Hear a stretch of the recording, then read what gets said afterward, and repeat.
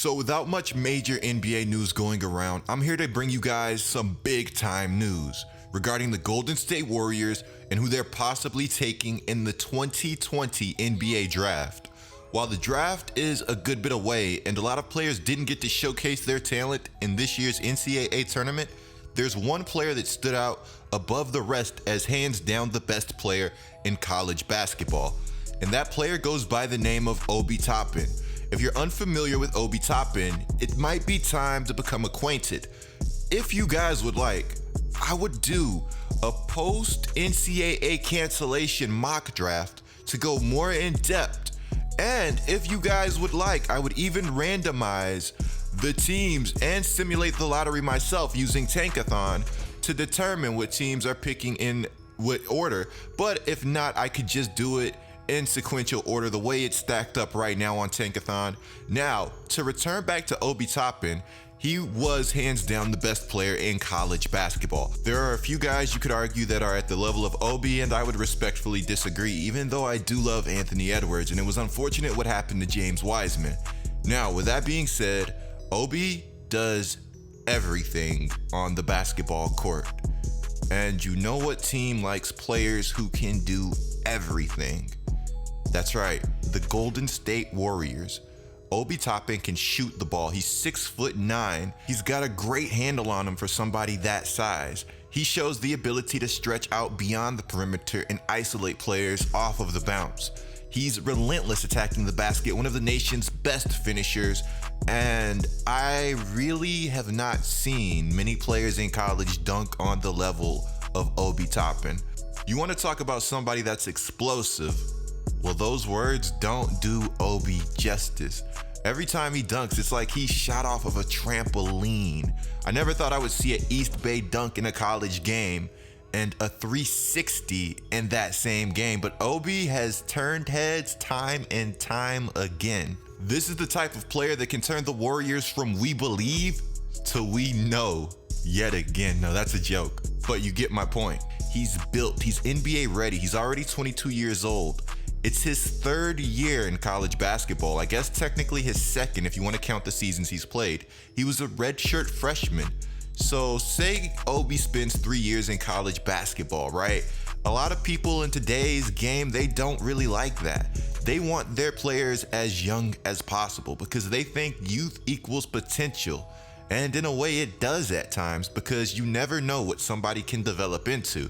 But Obi is already one of the most polished players in the draft. And when you look at players who have been like Obi, who have spent multiple years in college, there's one that comes to mind, and there's one that plays for the Golden State Warriors that's already in my head.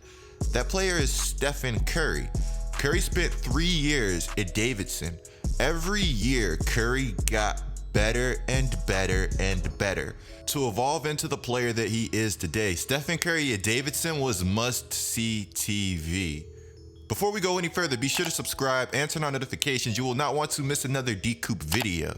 The NBA draft can be flat out comical at times because sometimes we see good players like Brandon Clark go a little later than they're supposed to.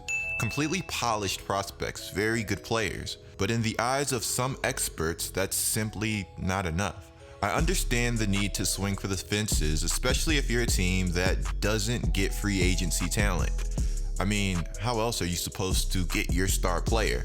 But like I said in one of my earlier videos, role players are incredibly valuable, but it seems like at times some teams, they neglect the need for good, competent role players. One team that did things, and they did things right, were the Golden State Warriors. You guys are going to get tired of me glowing about the Warriors throughout this video, but the fact of the matter is they did everything almost perfectly.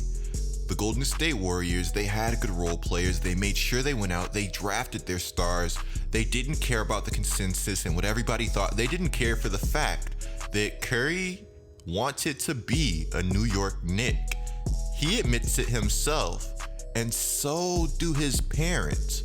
They wanted Curry playing in New York, and you can understand why, because Curry was must-see television.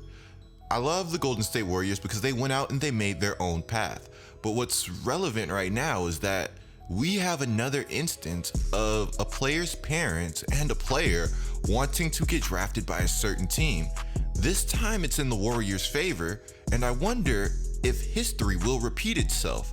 You see, Obi Toppin's parents reportedly said he wants the Warriors to pick him in the NBA draft. This is supposed to be the draft, or was supposed to be the draft coming into this season of LaMelo Ball, James Wiseman, and Anthony Edwards. Toppin, who averaged 14 points last season, he wasn't viewed as a lottery pick coming into this year.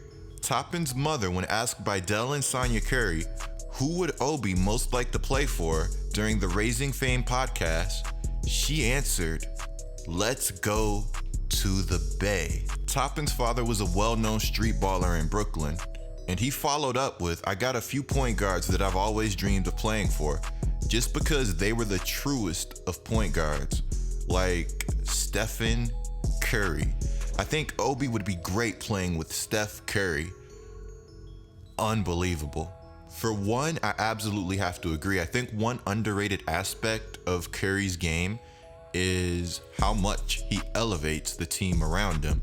I remember I saw a post, and that post pretty much highlighted how much Steph helped improve the game of Kevin Durant. And by improve, I really mean helped get KD much easier looks. Teams were trying to take away Steph Curry a lot of the times, and they were kind of letting Durant go off and get his own.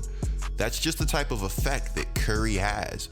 Now, imagine if Curry can do this for Durant, what he does for other players around him that aren't at the level of Durant, that don't command the attention that KD has. Steph doesn't have to be ball dominant to impact a game, and it's absolutely absurd because he's not the biggest, fastest, or even quickest player on the court most of the times. So what Steph does, it's truly special. Now, I have to say this is an interesting development because I know a lot of people want to see the Warriors go out and get LaMelo Ball. But LaMelo Ball and LeVar have been teasing going to the Knicks an awful lot. It would be incredibly ironic if the New York Knicks go ahead and they end up with Obi, which would bring Showtime back to NY, as would LaMelo Ball, of course. But history would somewhat repeat itself if the Knicks basically take Obi before the Warriors have the chance to go ahead and get him. The NBA lottery is going to be very interesting, and it's going to be interesting where all of these players end up. I think Obi going to Golden State would be an absolute dream, especially for a slasher and all-around player like Obi. Imagine Obi with the spacing that Stephen Curry, that Klay Thompson's going to give you, that even Draymond Green is going to give you. I know a lot of people don't like Draymond Green, but the fact is, when he gets hot, he is at worst a capable floor spacer. Now, you also look at the fact that Obi is going to be one absolutely absurd role man, and he's going to be somebody that can capitalize on one-on-one situations, which is going to be monstrous for the Golden State Warriors if they do end up with Obi. Now, with that being said, I also believe that Obi is somewhat the ideal pick for the Warriors because, I mean, you look at Wiseman, he's a very good player, don't get me wrong. Wiseman could end up being the best player from this draft class, as could Anthony Edwards, as could LaMelo Ball, but I think these players are not currently as polished as Obi. If you guys disagree with me, leave your comment down below. And as a matter of fact, I want to know who you guys think will be the best fit for the Golden State Warriors out of this draft class, and who you think will be the best player from this draft class alone. The Warriors made it clear the reason that they wanted Wiggins over D'Lo was they liked Wiggins' ability to guard multiple positions. Perhaps the Warriors will fall in love with Obi in the same fashion. But of course, the upside he offers also is absolutely ridiculous. People may have viewed Wiggins as a poor defender in the past, but the Golden State Warriors, what they see there is opportunity. And I also wonder if the Warriors will end up holding on to Andrew Wiggins for the long term.